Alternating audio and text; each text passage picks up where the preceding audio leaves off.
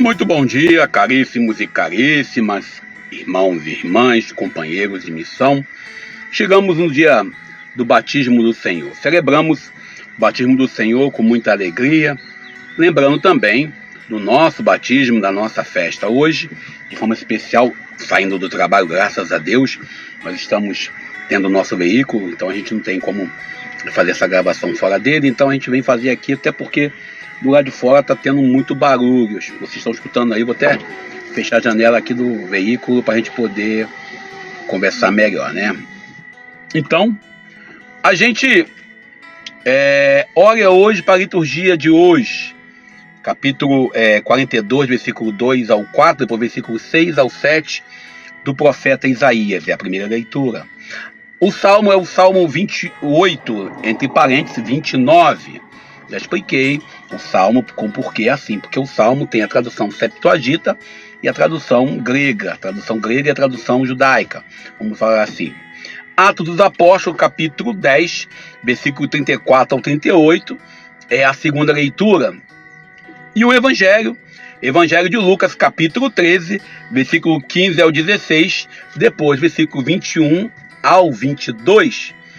A gente entra primeiro olhando um pouco para a realidade. Hoje a gente vai olhar bem pouquinho. Ultimamente tenho olhado pouco para a realidade, até porque estou evitando conflitos, né? Existe pessoas que querem gerar conflitos, aí trazem notícia, que agora o Pix vai ser taxado. Gente, procura saber melhor. O Lula cortou lá as verbas lá para as mães de filhos com filhos com problema de saúde, com problema de anacéfalos, desculpe, eu não estou lembrando o certo, mas é assim que funciona, né? Ao vivo é assim mesmo. Então a gente entra nessas discussões, e para ficar, às vezes, batendo boca com a porta. Já bateu boca com a porta? É interessante. É melhor bater boca com o espelho. Pelo menos o espelho você tem noção, tem alguém te respondendo. Então, é melhor não bater boca. E também agora, essa semana, né, com a notícia aí que o ex-presidente, atual embusteiro da nação brasileira, o maior embusteiro da história brasileira, conseguiu um convite do Donald para poder ir para a posse. Donald convidou o Pateta. Eu acho que esse convite é fake. Eu acho. E ontem um amigo me cobrou, né? Dois amigos me cobraram. Cadê a prisão do cara? Você falou que o cara vai ser preso e o cara não foi preso ainda. Cadê? Calma, senhor. O mês de janeiro não acabou. Eu falei que em janeiro tem novidade. Eu não falei que era a prisão do Bolsonaro. Só falei que tinha novidade, ué. Eu não falei a prisão dele. Eu dei a entender que é a prisão dele. Mas se olhar daqui a 10 anos, vai dizer que não foi isso. Mas mesmo assim, eu ainda acredito, de verdade, que agora em janeiro ele vai ser preso.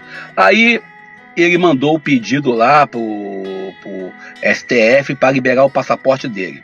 Eu sou sincero, se eu sou o Xandão, não libero.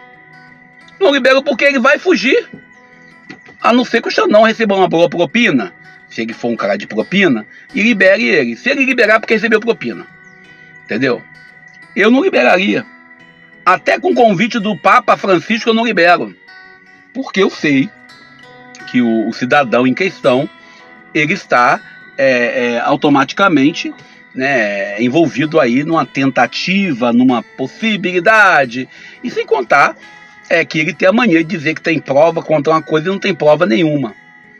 Então, a gente, antes de mais nada, diz, foi convidado, tá aqui o convite, o Lula não foi convidado. Gente, que idiotice, desculpe eu falar isso, a palavra idiotice entrar nessa nossa conversa, mas é uma idiotice muito grande.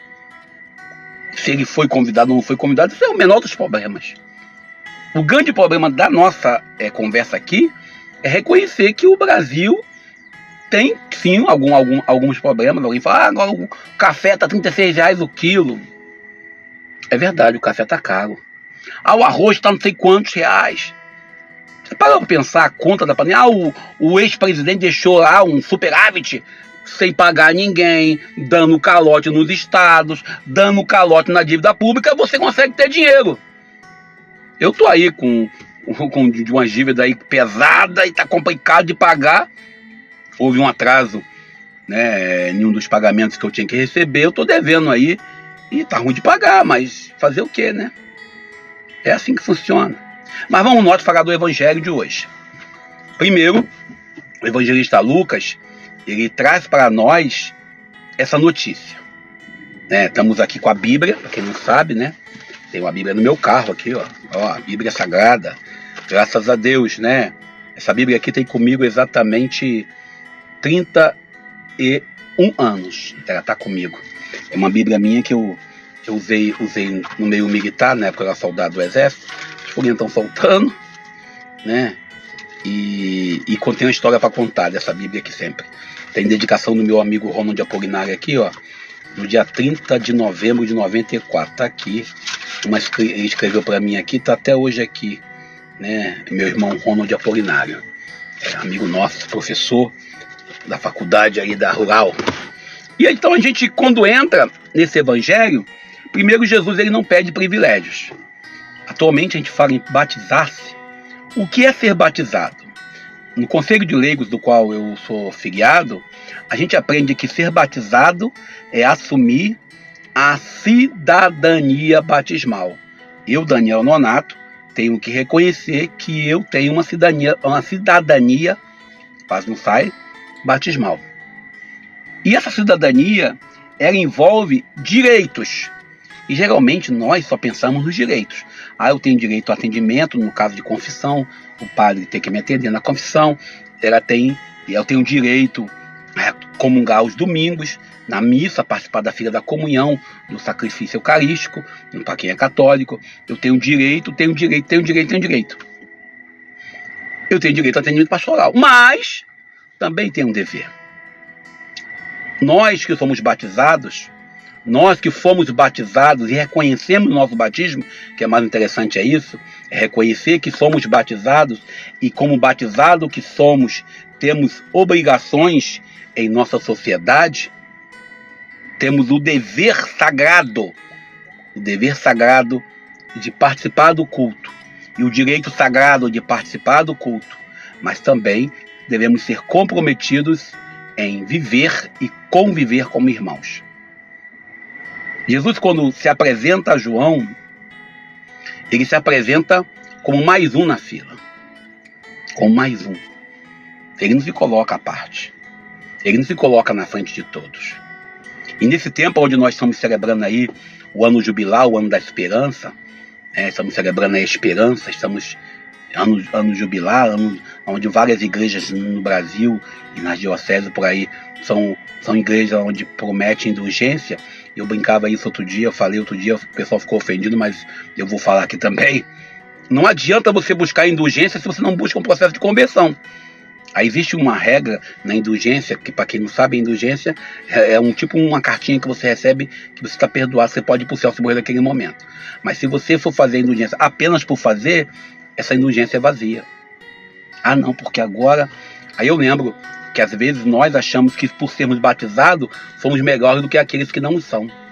E a gente aprende lá na teologia que todos nós fomos criados, independente da religião, independente da igreja, independente do grupo religioso, nós somos criados à imagem e semelhança do próprio Deus.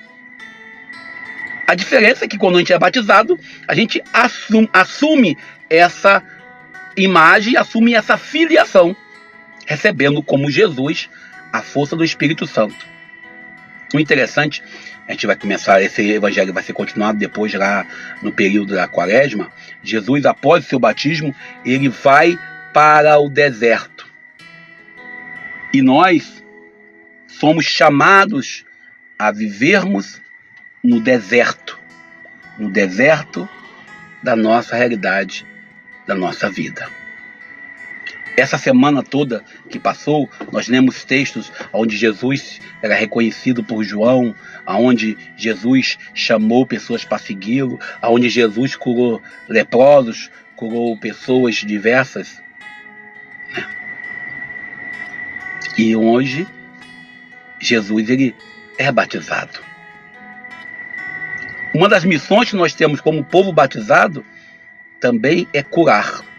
Eu dizia outro dia na comunidade eu dizia para a comunidade a seguinte frase: não adianta nós, por sermos batizados e participarmos da missa, nos acharmos mais perfeitos e mais santos do que os outros, se esse nosso batismo não nos comprometer com a transformação da realidade.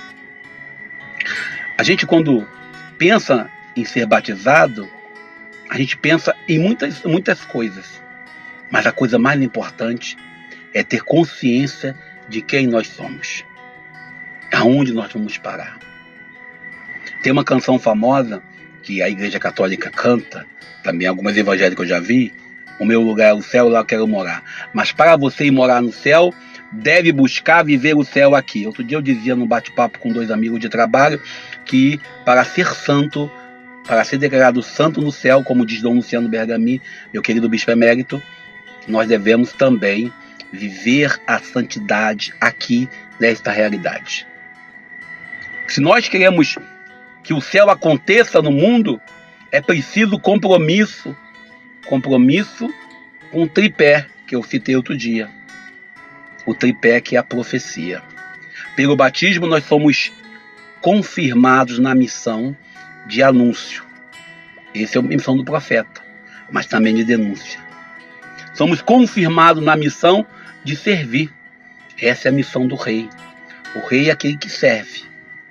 E também somos chamados a ser sacerdotes, o comum dos fiéis. O sacerdócio, aquele que reza, que ora, que intercede uns pelos outros.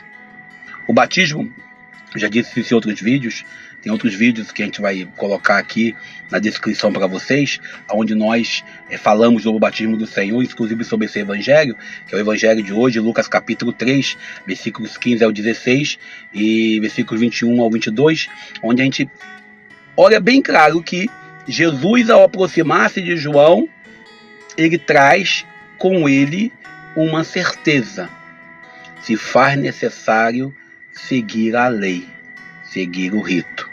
João, quando questiona, João fica meio embaraçado, e a gente tem que lembrar disso, a gente que recebe de Deus a missão de anunciar, de denunciar, de proclamar a boa nova do reino, devemos ter compromisso também, e aquilo que Padre Léo fala, também de rezar, de orar, de apresentar a Deus.